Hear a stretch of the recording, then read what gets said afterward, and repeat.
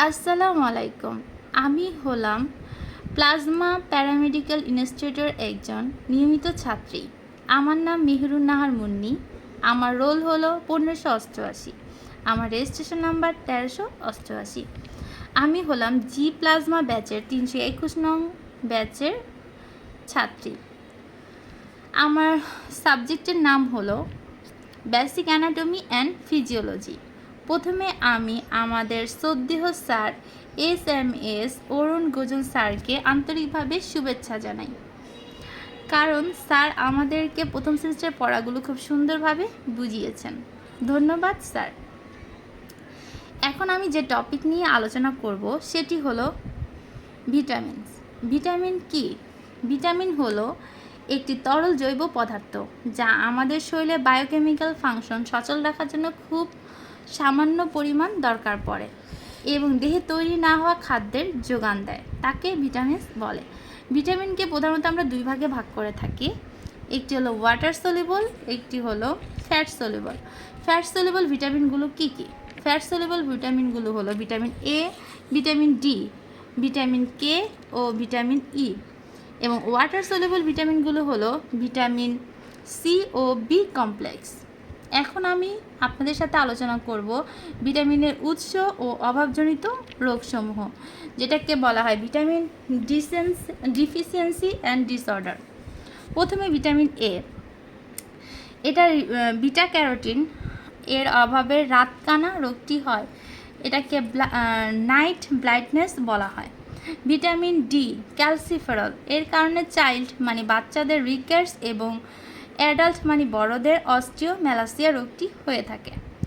এখন আমি বলবো ভিটামিন ই মানে টেকোফেরল, এর কারণে হয়ে থাকে হিমোলাইটিক অ্যানিমিয়া মানে রক্ত ভেঙে যাওয়ার ফলে রক্ত স্বল্পতা জনিত রোগগুলো হয়ে থাকে। এখন বলবো ভিটামিন কে মানে ক্যাপিলিন, এর কারণে হয় ব্লাডিং ডিসঅর্ডার মানে রক্তপাত জনিত রোগ। এখন আমি আপনাদের সাথে আলোচনা করব ওয়াটার সলিবল যে ভিটামিনগুলো হলো সেগুলোর অভাবজনিত রোগ। এক হলো ভিটামিন সি, এটি হলো অ্যাসকরিক অ্যাসিড। অ্যাসফ্লোরিক অ্যাসিডের কারণে এটার জন্য আমাদের স্কাইভি রোগটি হয়ে থাকে। আর vitamin B complex, vitamin B কমপ্লেক্সকে অনেকভাবে ভিটামিন বি1 থেকে ভিটামিন বি12 পর্যন্ত ধরে থাকে। প্রথমে আমি আপনার সাথে বলবো ভিটামিন বি1 বা টায়ামিন। টায়ামিন এর অভাবে বেরি রোগটি হয়ে থাকে। বেরি মানে মুখে ঘা বুঝায়। তারপর ভিটামিন বি12, এটা হলো রিবোফ্লাভিনের কারণেও আমাদের অ্যাঙ্গুলার ও সোমোটাইটিস মানে ঘা হয়ে থাকে, মুখে ঘা বোঝায়। তারপরে হলো ভিটামিন বি3 নিয়াসিন, এর কারণে হয়ে থাকে পেলাগ্রা ও ডায়রিয়া, এই রোগটি হয়ে থাকে। এখন বলবো ভিটামিন বি5 প্যান্থোমেটিক অ্যাসিড, ভিটামিন বি6 পেরিডক্সিন ও ভিটামিন বি7 বায়োটিন। এই তিনটি ভিটামিন জনিত রোগটি হলো ডার্মাটাইটিস। ডার্মাটাইটিস হলো স্কিন ডিজিজ জাতীয় রোগ।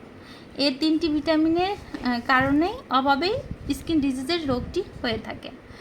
এখন আমি বলবো ভিটামিন বি12, এর নাম হলো সায়ানোকোবোলায়ানিন। এর কারণে হয়ে থাকে নেউরোপ্যাথিক পেন মানে জ্বালাপোড়া। আমাদের শরীরের জ্বালাপোড়াজনিত সমস্যাটি হয়ে থাকে এর কারণে, এর অভাবে। এখন ভিটামিন বি9 মানে ফলিক অ্যাসিড বোঝায়। এর অভাবে আমাদের শরীরে আয়রনের ঘাটতি হয়ে থাকে। এর জন্য হয় মেগালোব্লাস্টিক অ্যানিমিয়া মানে আয়রনের ঘাটতি পূরণের সমস্যা রোগটি হয়ে থাকে। তো ধন্যবাদ। আসসালামু আলাইকুম। আমি এখানেই আমার আলোচনাটি শেষ করছি। ধন্যবাদ।